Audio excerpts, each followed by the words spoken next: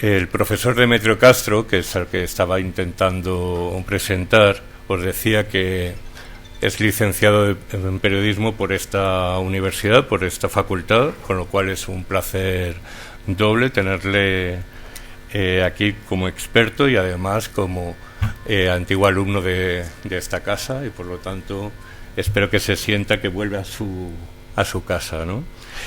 Es catedrático de Historia del Pensamiento y de los Movimientos Sociales y Políticos en la Universidad Pública de Navarra. Tiene 5 tramos de investigación, autor de 2 centenares de publicaciones académicas, ha sido IP o participado en más de 13 proyectos de investigación de convocatoria competitiva en el ámbito nacional y autonómico. Ha efectuado estancias de investigación en diversas universidades, entre ellas universidades tan prestigiosas como Oxford o Harvard, y sumando todo el tiempo son un total de 130 meses, ¿no? Cuenta con una larga experiencia en evaluación de proyectos y currícula. Fue coordinador del área de Ciencias Sociales de la Agencia Nacional de Evaluación y Prospectiva, la ANEP. En la ANEC ha desempeñado, entre otros cometidos, los de miembro del Comité de Evaluación de Ciencias Sociales y Jurídicas, del Comité de Ciencias Sociales y Jurídicas también para la acreditación de profesorado universitario contratado, del que previamente fue vocal. Ha sido también subdirector de Estudios e Investigaciones del Centro de Estudios Políticos y Constitucionales. Le agradezco enormemente que como técnico y como evaluador y gran conocedor de la ANECA esté aquí para ayudarnos a entender mejor la nueva legislación sobre la ANECA. Y sin más dilación voy a... Sí, espera, bueno. Voy a...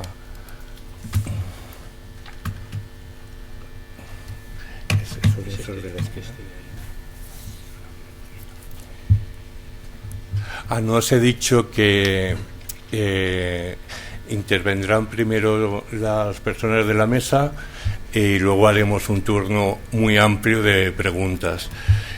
Se incorpora a la mesa el profesor Juan Antonio Maroto, que ha tenido problemas de tráfico, y el profesor Demetrio cuando guste. No sé si cuando guste. Sí que va. ¿Así que va? Sí. ¿Seguro que va? Pues parece. Vale. No, es que pensé que era ya el segundo intento de boicot, después de musical, ahora el segundo.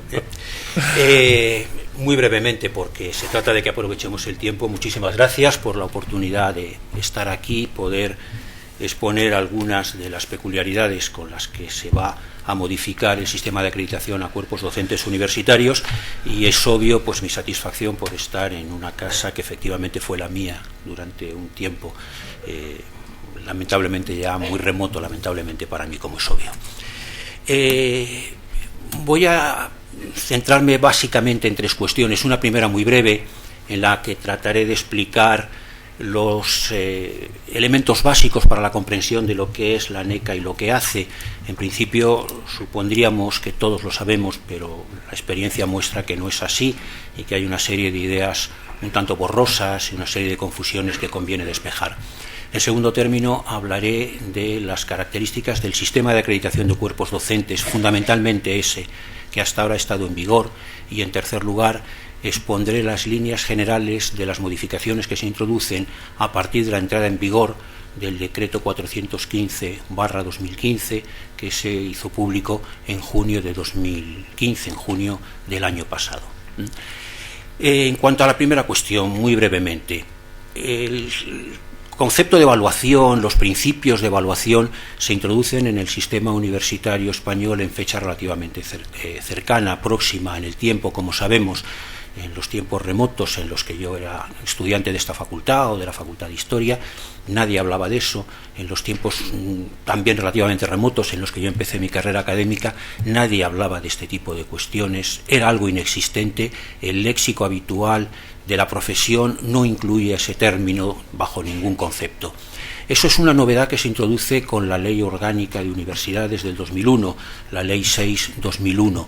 Allí, en el título quinto, pues se dice que como garantía de la calidad existirá una agencia cuyos cometidos fundamentales serán el seguimiento y acreditación de las enseñanzas, de los planes de estudio, y después añade también del profesorado, centrándolo y los enumera en tres aspectos: los aspectos docentes, los aspectos investigadores y los aspectos de gestión propios del profesorado universitario. Y añade, para eso existirá una agencia específica que se denominará tal, y que es la Agencia Nacional de Calidad y Acreditación, la ANECA, que cobra carta de naturaleza, se constituye a partir de ese momento, a partir del año 2001.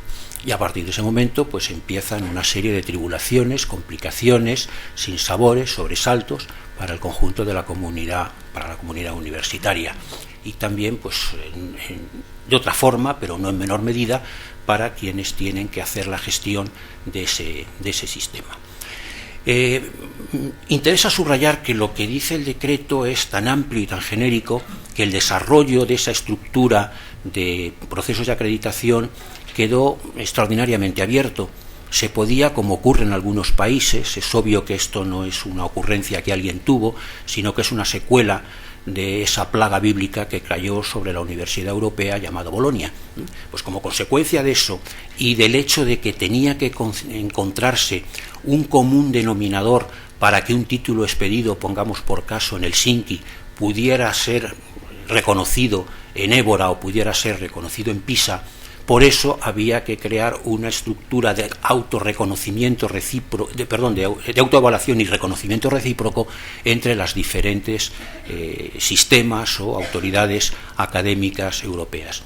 La idea fundamental de la ANECA como elemento de validación es ese. Pero no dice, decía yo, el decreto cómo hay que hacer eso, si es una agencia gubernamental o si se contrata con terceros externos. La estructura que se adopta desde un primer momento es la de confiar a la propia comunidad universitaria ese ejercicio de autorregulación y autoevaluación. Y para ello se constituye la agencia básicamente como una estructura de soporte técnico y de soporte administrativo, pero quienes llevan a cabo los procesos de evaluación tanto de enseñanzas como de profesorado es la propia comunidad académica, a través de una estructura de comités que están constituidos íntegramente por profesores universitarios en activo, a los que se les exigen habitualmente un doble requisito. En primer término, en el caso de catedráticos de universidad, 3 tramos de investigación reconocidos y una antigüedad mínima de 10 años de actividad docente, y en el caso de titulares de universidad, 2 tramos de investigación reconocidos y una antigüedad en el ejercicio profesional docente, no en el cuerpo, sino en la actividad docente, equivalente a 10 años. Aparte de eso, no hay otros requisitos, no existen otros mecanismos, y normalmente a través de un sistema de sorteo pues se designa a los miembros de las comisiones que tanto para enseñanzas como para profesorado llevan a cabo los procesos de evaluación. La ley del 2001, la ley de universidades, introduce el principio de la evaluación de profesorado de una forma, como digo, poco desarrollada, un tanto imprecisa. Se evaluarán las actividades docentes, las actividades investigadoras y las actividades de gestión del profesorado universitario. Pero lo dice la ley del 2001 exclusivamente para el profesorado contratado, es decir, para aquellas figuras que no son exactamente nuevas, pero se remodelan y toman denominación distinta con la Ley de Universidades del 2001. Los profesores contratados doctores, los profesores ayudantes doctores, lo que en ese momento se llamaban profesores colaboradores, que decaen después a partir de la Ley del 2007, y también profesores de universidad privada.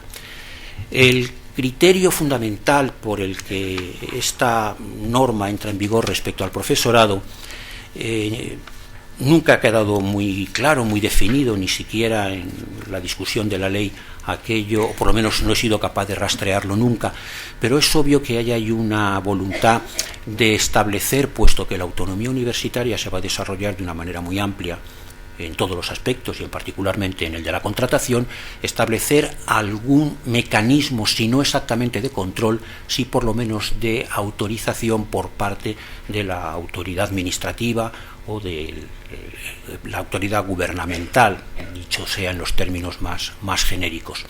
Y sobre todo, puesto que la Ley de Universidades del 2001 introduce un impulso muy considerable a las universidades privadas, el buscar que el profesorado que esas universidades contraten tenga, en la medida de lo posible, unas características, por lo menos de acceso, similares al que tengan las universidades públicas, y evitar el riesgo de que pueda haber una cierta degradación en la calidad del profesorado que esas universidades, que responden a otras lógicas, pues pudiera introducir.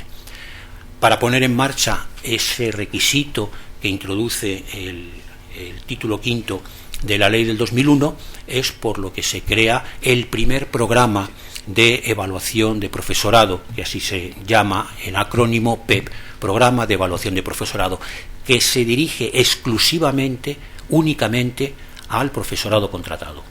Para las figuras que ahora cuentan, ayudantes doctores, contratados doctores y profesores de universidad privada. Y aquello hubo que hacerlo partiendo sustancialmente de cero, con unas referencias muy vagas a cosas similares que se hacían en otros países, pero adoptando un esquema que a partir de entonces se ha mantenido no solo en la ANECA, en la Agencia Nacional de Calidad y Acreditación, sino en todas las agencias análogas que han surgido para desarrollar esas competencias en el marco autonómico, sin pequeños matices de diferencia, pero sin diferencias de fondo nunca, todas responden a este esquema. La evaluación se lleva a cabo a través de comisiones, y estas comisiones se constituyen como comisiones de rama.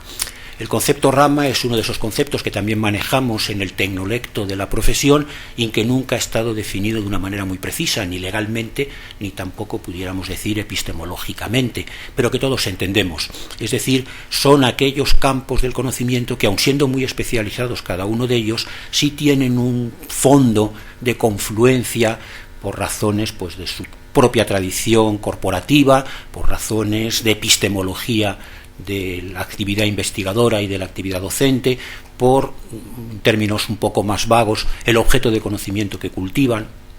En suma, eso permite distribuir 5 grandes campos de conocimiento, uno de ellos el de las ciencias que vamos a llamar, utilizando la terminología anglosajona, las ciencias duras, las ciencias de base experimental y de expresión normalmente matemática, las ciencias de la salud, en su conjunto incluirían también la enfermería y fisioterapia, algunas de esta índole, pero que en fin, son las clínicas y en general las que forman esa estructura de la salud.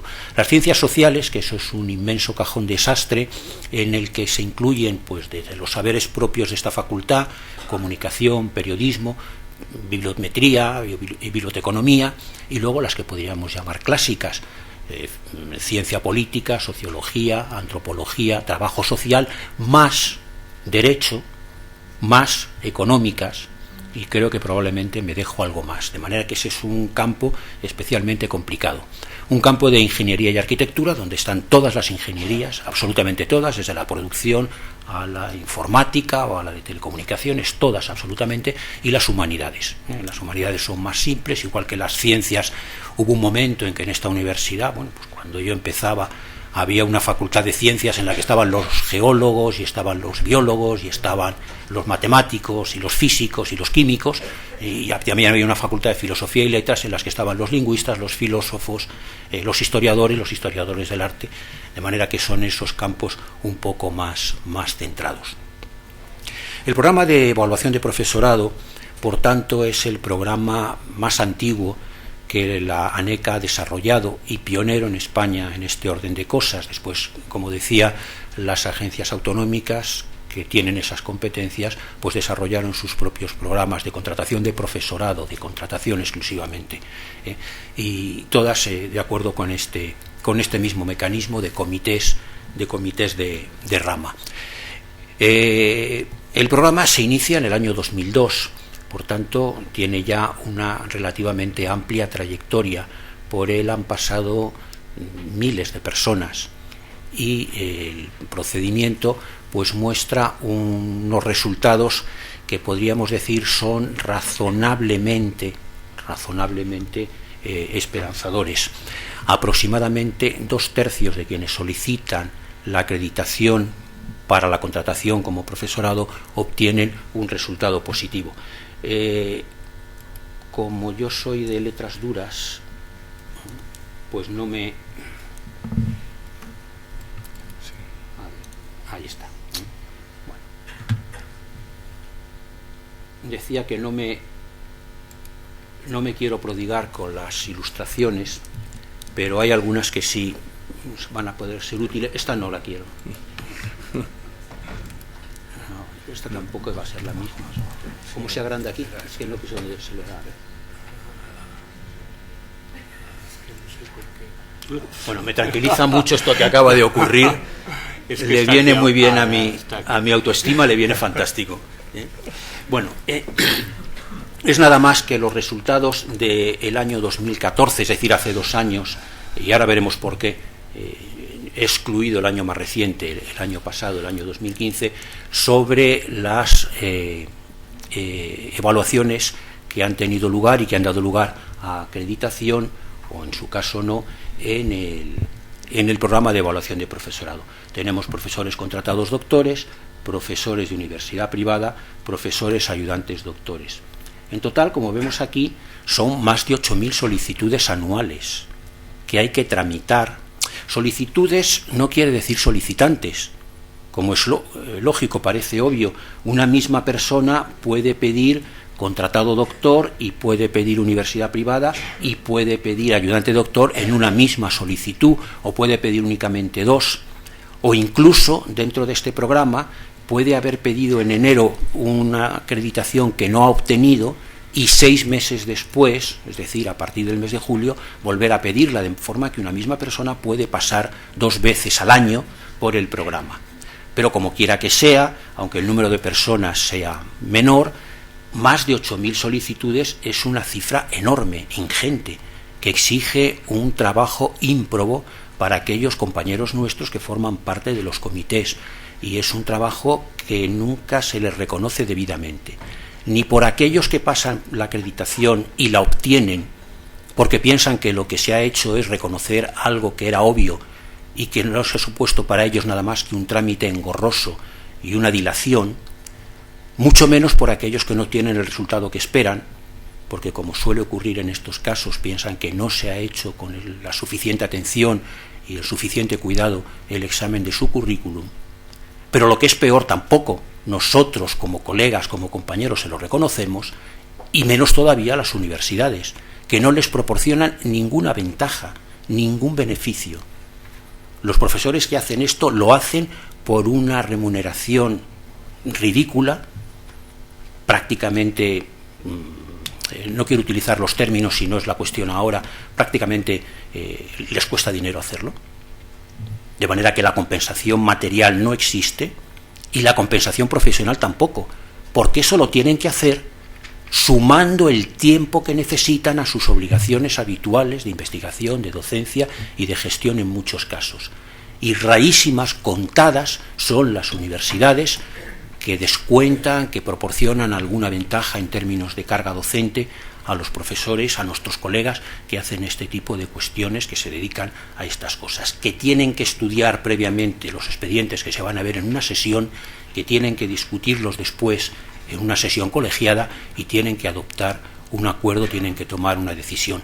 Claro, 8.000 solicitudes largas a lo largo del año supone que el trabajo de cada uno de estos comités de ciencias sociales y jurídicas, de ciencias experimentales, de salud, de técnicas, de ciencias humanas, pues es un trabajo enorme. Las cifras están aquí y no me voy a detener en ellas, porque lo que me interesa subrayar ahora es lo que podíamos llamar la tasa de éxito.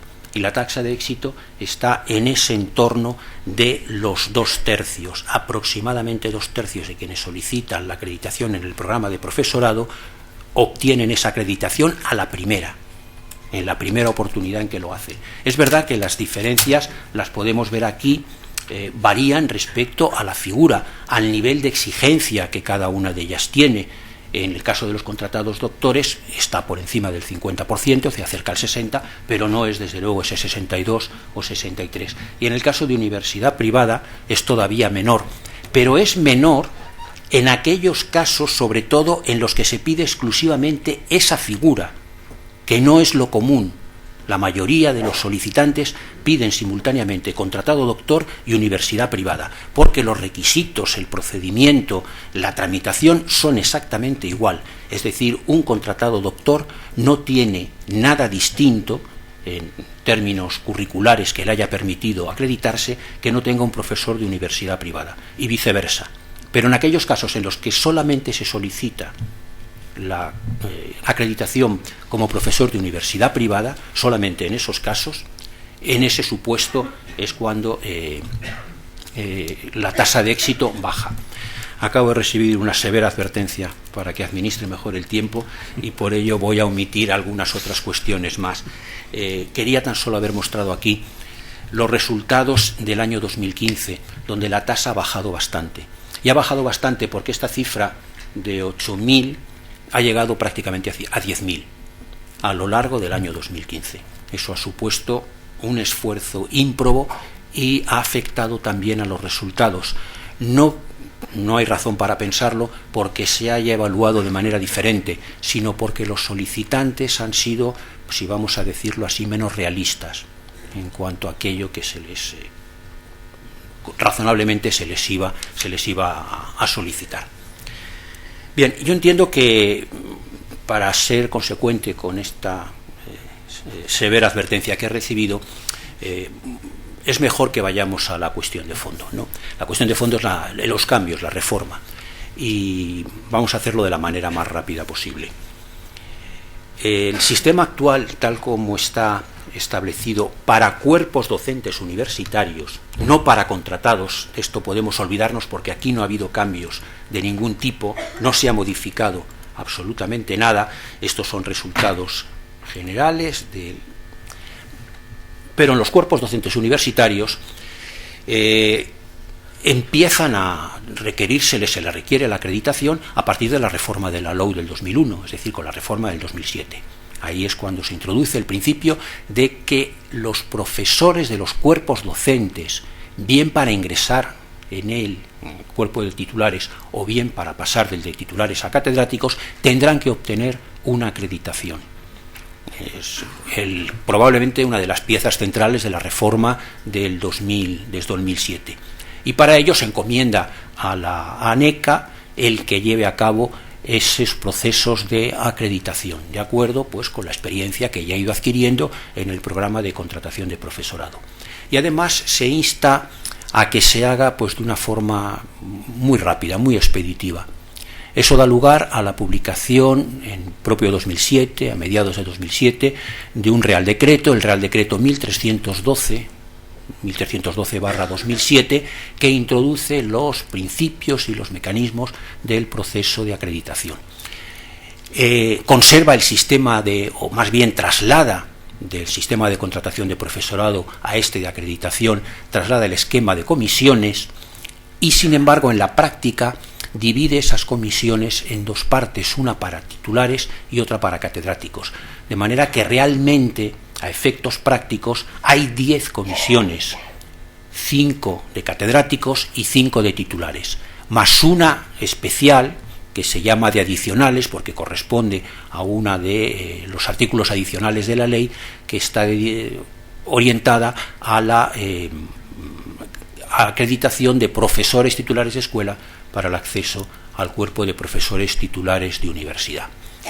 De acuerdo con una especificación que el apéndice del Real Decreto, el anexo 1 del Real Decreto del 2007 establece, se dice que tiene que haber un baremo puntuable. No es exactamente, el término no es un baremo, pero dice, bueno, hay que obtener unas puntuaciones que permitan a partir de eso, y con ese principio es por lo que se desarrolla este esquema de criterios para la acreditación de titular y de acreditación de catedrático.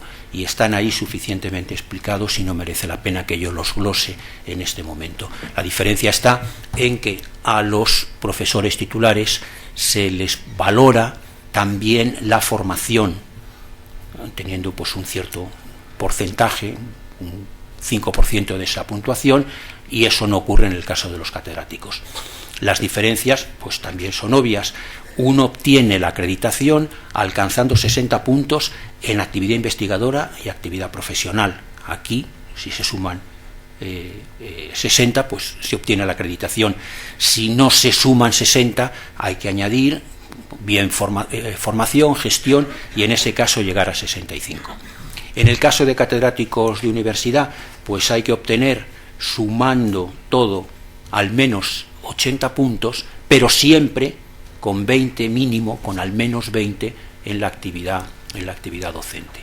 De manera que el sistema tiene una lógica que podemos llamar numérica. Claro, esto plantea un problema, yo diría que casi conceptual de fondo, porque lo que está diciendo el decreto es que se va a hacer una valoración cualitativa y se lleva a cabo, sin embargo, una transformación cuantitativa, que todavía se agrava más en ese proceso un tanto precipitado que probablemente hubiera requerido una reflexión mayor, cuando se ve cuáles son las tablas orientativas, que no quiere decir que se apliquen automáticamente, directa y matemáticamente, con las que se trabaja, y que establecen el desglose de todos aquellos aspectos que están enumerados en el decreto y que deben formar parte del proceso de estimación de un currículum académico. Publicaciones, proyectos, estancias, actividad docente, y la actividad docente no solo la que se desarrolla en el aula o en el laboratorio, sino además una serie de aspectos complementarios, de formación, de asistencia a congresos, que eran prácticamente inéditos o insólitos en el mundo académico español, excepto para los más centrados en esas actividades, que eran los de las facultades de educación, didáctica y organización escolar, o de las didácticas especiales, algo de este tipo. Bueno, esto introduce desde mi punto de vista, y yo soy bastante más crítico que Ramón con estas cosas, esto introduce una perversión absoluta en el sistema que lo ha hecho tan complejo y tan incomprendido, porque estaba obligando a cada una de las personas que aspiraban al proceso de acreditación a buscar puntos en cada uno de los aspectos, cuando esto ni era necesario ni era lo que la norma decía. La norma hablaba de un proceso de acreditación cualitativa, y ese proceso de acreditación cualitativa se puede, si se quiere, expresar en términos numéricos, pero no necesariamente implica, ni tiene por qué implicar, que alguien tenga que tener puntuación en todo. Y hemos llegado a situaciones verdaderamente insólitas, por no emplear adjetivos un poco más contundentes, de personas con una experiencia universitaria incuestionable, pues tenían que buscar la oportunidad de estar en un proyecto de innovación docente. No seré yo quien diga que los proyectos de innovación docente no son necesarios, son utilísimos y son perfectos, pero no para todo el mundo. No todo el mundo necesita un proyecto de formación de esta naturaleza. Bien, esto establece una serie de barreras, inconvenientes, que es los que se ha querido obviar con la reforma. La reforma introduce, desde mi punto de vista, tres cambios fundamentales, tres cambios sustanciales. El primero de ellos, modifica la estructura de comité de rama, y esto tiene una enorme trascendencia, una enorme importancia. Veíamos que existían estas 5 ramas de ciencias sociales, ciencias duras, ingeniería, humanidades, salud. Eso, sin duda, es apropiado cuando se está viendo el origen de una carrera académica para contratados doctores, no digamos para ayudantes doctores. Pero para una acreditación de catedrático yo no estoy tan seguro que esa generalidad, esa interdisciplinariedad sea la mejor fórmula. Y de ahí el hecho de que se haya recurrido a una cierta fragmentación por especialización de las comisiones hasta ahora existentes. Es verdad que en el sistema que ha dejado de estar en vigor ahora, esa experiencia directa del área y de la especialización más inmediata venía a través de un informe externo, por mejor decir, de 2 informes externos, de 2 expertos que pertenecían a una base de datos y que, una vez que se designaba cuál era la especialidad que había que informar, se sorteaban y ese informe le llegaba a la comisión. Pero estos informes, muchos de ellos hechos con el mayor esmero, muy precisos, no siempre han sido útiles para las comisiones, porque no se centraban en aquello que tenían que informar, y en algunos casos, que no son la mayoría, pero que tampoco son escasos, eran muy faltos de contenido que pudieran dar la orientación que la comisión pudiera necesitar. Eso ralentizaba mucho y ralentiza mucho el proceso de acreditación, porque hasta que no están los dos informes terminados y recibidos, y pueden tardar, por mucho que se les pida que lo hagan en 2 semanas, pueden tardar 2 meses, eso no puede pasar a la comisión. Y muchas veces pasa a la comisión sin ser especialmente útil. Pues bien, esa opinión, esa presencia de la especialización más inmediata del área o del área afín, ahora va a estar en el comité. Y para eso los comités se han fragmentado, luego podemos ver, pero lo voy a hacer un poco únicamente verbalmente, se han fragmentado de la manera siguiente. Los comités de ciencias se han dividido en 5, uno de matemáticas, uno de física, uno de química, uno de biología y otro de ciencias naturales, que ya sabemos que a los especialistas no les gusta que se les denomine así, pero es como está en la norma y no hay más remedio que seguir manteniéndolo. Los de ingeniería se han dividido en 5, con las diferentes especialidades, tecnología de la producción, tecnologías mecánicas, tecnología electrónica, ingeniería de la construcción y arquitectura, otros 5. Los de ciencias sociales se han dividido también en 5, uno de derecho, uno de económicas y ciencias empresariales, uno más general de lo que son fundamentalmente las ciencias sociales, ciencia política, antropología, sociología, documentación, periodismo y comunicación audiovisual, y finalmente el de humanidades y salud se han dividido en 3. Uno, en el caso de salud, las especialidades clínicas por un lado y el resto por otros 2 comités, y en el caso de las humanidades, pues uno de filología, uno de historia y filosofía y uno finalmente de arte.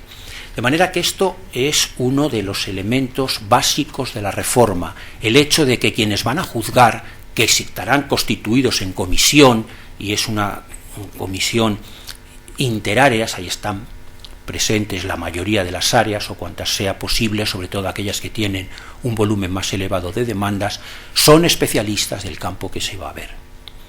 Eso facilita la introducción de un segundo elemento, que es cómo se va a presentar el solicitante ante la comisión.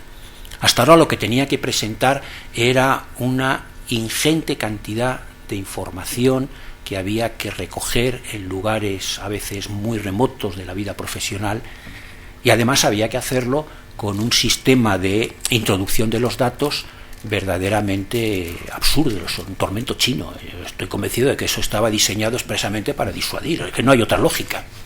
Claro, que uno tenga que estar introduciendo las asignaturas que ha explicado en el curso 2008-2009, en el grupo A y en el grupo B, que le han puesto. Pero bueno, ¿eso qué sentido tenía? ¿Eso qué sentido tenía? Eso es un tipo de cosas de las que ahora se puede prescindir con toda tranquilidad, pidiéndole a la universidad en la que yo no he prestado servicios, haga usted el favor de certificarme qué asignaturas, durante qué periodo ha explicado esta persona, y si tiene usted una valoración de su actividad docente, pásenosla. Y si luego quiere usted añadir que ha hecho el curso de no sé qué y que tiene desarrolladas una serie de competencias, magnífico, estupendo, pero no nos pierda el tiempo en eso y no nos proporcione una información que al final no va a resultar de ninguna manera decisiva. Pero sobre todo, vamos a dar voz al solicitante, porque hasta ahora lo que tenía la comisión delante era una serie de documentos y una serie de referencias bibliográficas o hemerográficas con las que tenía que manejarse, pero no tenía una idea de ninguna forma de por qué eso estaba ahí, por qué estaban esas cosas y no estaban otras. Claro, eso rompe un poco la lógica del proceso de evaluación tal como ha estado concebido desde los orígenes, que es una evaluación indirecta. Lo que se está valorando son indicios, porque la valoración de las competencias y de las capacidades que tenga cada candidato, eso viene después cuando opta una plaza y a través del mecanismo de concurso que cada universidad tenga establecido tendrá que demostrarlas. Pero no es tampoco muy razonable que alguien que presenta un currículum de esta naturaleza no tenga la oportunidad de explicar por qué ese currículum es así y qué es lo que él personalmente estima valorable de ese currículum. Es verdad que ahora, en el sistema que ha dejado de estar en vigor, había una introducción en la que el candidato se podía presentar, pero eso en la mayoría de los casos ha sido muy poco práctico, muy poco útil, porque la mayor parte de quienes lo hacían no se centraban en aquellos aspectos que podían ser de mayor relevancia. Lo que se va a hacer ahora es pedirle: valore usted hasta 4 aportaciones de su trayectoria profesional o académica y explique por qué cree que son lo mejor. Pues lo que he publicado en Neisser, o el proyecto que he tenido en tal sitio, o la transferencia que he llevado a cabo, o la tesis que he dirigido, lo que sea, cada uno, pero que explique un poco en la forma en la que se hacen las solicitudes exenios, elementos que hacen valorable esta aportación, indicios de calidad que usted tenga, y eso sin duda ilustrará mucho más y mejor lo que las comisiones puedan hacer. Y el tercer aspecto que modifica, entre otros, el procedimiento, es la manera de expresar el resultado. La manera de expresar el resultado va a tener estas 3 posibilidades: o excepcional, o bueno, o compensable, o una que es una circunstancia especial. Ahora veremos que, o por mejor decirlo, vamos a dejar ya resuelto. Esto está pensado para aquellas solicitudes que proceden de un medio académico que no es el convencional en España, y que no podríamos tener los elementos de juicio o los instrumentos de medida apropiados para poder estimar este tipo de circunstancias. Pues gente que ha tenido una beca postdoctoral, que se ha quedado en un laboratorio, que ha estado en un máster y que quiere reincorporarse al sistema español. Básicamente es eso, y por tanto tiene ese carácter excepcional. De lo que se trata es de evitar la idea de que uno puede tener más o menos puntos para obtener la B. La B es bueno, pero lo que quiere decir es que es suficiente, porque el sistema no tiene por qué pensar que lo que tiene que detectar es la excelencia. Para eso la estructura académica desarrollará otros mecanismos, pero el sistema de acreditación no está para detectar la excelencia. Si puede fomentarla, muchísimo mejor. Lo que tiene que ver es lo suficiente, y a partir de ahí pues establecerá qué es lo que está tan por encima de lo suficiente que resulta excepcional. Pero el sistema no busca la excepcionalidad, y a veces da la impresión de que de una manera no meditada y no querida se ha estado apostando más por la excelencia que por la suficiencia. Esta es una de las cosas que el sistema querrá evitar. Hasta ahora uno tenía tantos puntos, 60, 65, 80, 85, y tenía un resultado. Ahora la idea es que esto tenga una flexibilidad suficiente que permita contemplar las muchas situaciones que se producen en el mundo académico, en el mundo universitario. Las carreras de un filólogo y de un especialista en ingeniería telemática son muy diferentes, y los 80 puntos se pueden medir de una forma u otra, pero hay otros aspectos que de ninguna manera, o que muy difícilmente, van a casar. Entonces, en el caso, vamos a hacerlo primero con los titulares. En el caso de profesores titulares de universidad, se van a contemplar, como no puede ser de otra manera, porque el decreto sustancialmente no se ha modificado en este aspecto, me refiero al decreto del 2007, va a seguir considerando la investigación, la docencia, la gestión y la formación, pero va a introducir un elemento fundamental, que es la transferencia entendida como actividad profesional vinculada a la docencia y la investigación, o a la docencia y la investigación. Esto afecta tiene proyección en todas las ramas, en todas las áreas, pero afecta fundamentalmente, como parece lógico, a las ingenierías y sobre todo a salud. con los compañeros de las facultades de medicina, pues se ha llegado, de hecho, a producir una situación un tanto llamativa. Pensemos, por ejemplo, en los tutores responsables de MIR, que desarrollan una actividad docente extraordinariamente importante, de gran calidad, muy exigente, pero que en muchos casos no estaba reconocida como tal en el programa de actividad docente que cada departamento desarrollaba. Su programa de ordenación docente pues no lo recogía de una manera suficientemente clara, no se podía computar por horas, igual que no se podía computar muchas veces la actividad que desarrollaban los ingenieros en el laboratorio porque excedía toda. Bueno, pues ese tipo de actividades es las que hay que reconocer aquí, pero de la misma forma las patentes, otras actividades de índole profesional que vinculadas siempre a la actividad propia de la universidad, que es la docencia y la investigación, ahora no estaban debidamente consideradas. Y de acuerdo con esa cuádruple valoración, o por mejor decir, esa triple, o nos olvidamos de la E y lo deficiente, porque lo deficiente no va a poder tener cabida, de acuerdo con esa triple valoración A, B y C, es decir, la B suficiente, la A extraordinario y la C compensable. Si uno tiene una C quiere decir que está algo por debajo de lo suficiente, de lo aceptable, pero que se puede compensar con otro tipo de actividad. Se pueden establecer situaciones individuales y también por grupos de conocimiento de áreas muy distintas que se resumen básicamente aquí, pero no exclusivamente aquí. Estas son las que básicamente cuentan. Uno puede tener una calificación de investigación y de docencia que es B y ya está, no hay que mirar nada más, o tiene una calificación de investigación A pero su situación es C en cuanto a docencia porque no ha tenido muchas oportunidades de hacerlo, porque ha tenido mucho Ramón y Cajal, porque ha estado mucho tiempo dedicado a la gestión del proyecto de investigación, en fin, por las muchas circunstancias que se pueden producir, o se incorpora al sistema español y ocurriría lo mismo. Uno tiene un cierto déficit en docencia, pero lo puede compensar con una transferencia adecuada, y en fin, así sucesivamente. Adviértase una cosa, y es que en docencia no hay nivel A. Puede haber nivel A en docencia, pero en principio no está contemplado. Está reconocido expresamente en el decreto que modifica esto, el decreto 415, para el caso de los profesores titulares de escuela que optan a la acreditación para profesor, o mejor dicho, al tránsito directo a profesor titular de universidad. Pero esto, después de darle algunas vueltas muy considerables, además, se pensó que no, porque el instrumento normal para la medición de la calidad de la investigación son las encuestas o los sondeos que se hace a los propios estudiantes que han tenido un grupo.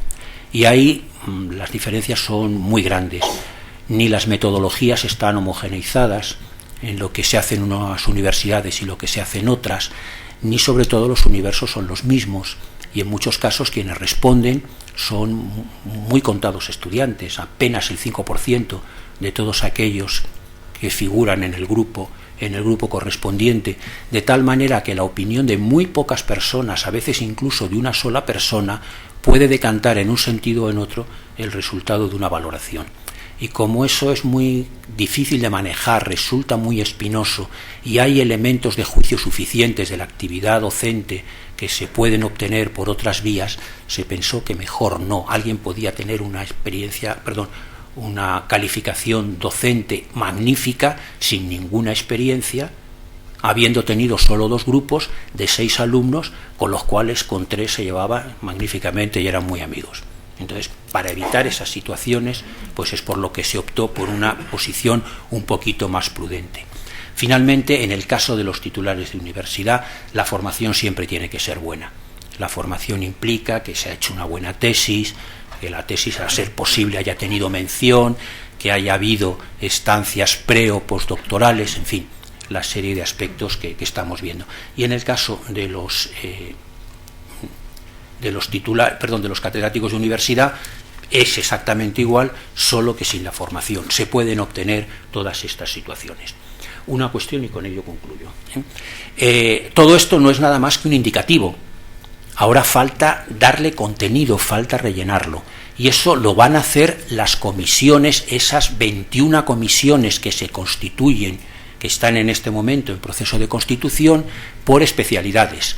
Y cuando se reúnan los de matemáticas, que agruparán a todos los de álgebra y matemática aplicada, y álgebra y topología, y estadística e investigación operativa, ellos decidirán qué es lo que van a considerar A, qué elementos básicos o mínimos van a considerar que debe cubrir una B, establecerán cuántas publicaciones, qué tipo de publicaciones, dónde tienen que haberse establecido, qué transferencias son las que necesariamente tendrían que tener una calificación de excelencia, una A, de manera que el proceso está ahora en una de sus fases más delicadas, que es aquella de la que probablemente dependa toda su aceptabilidad y toda su eficiencia, que es el decidir exactamente qué se va a introducir aquí.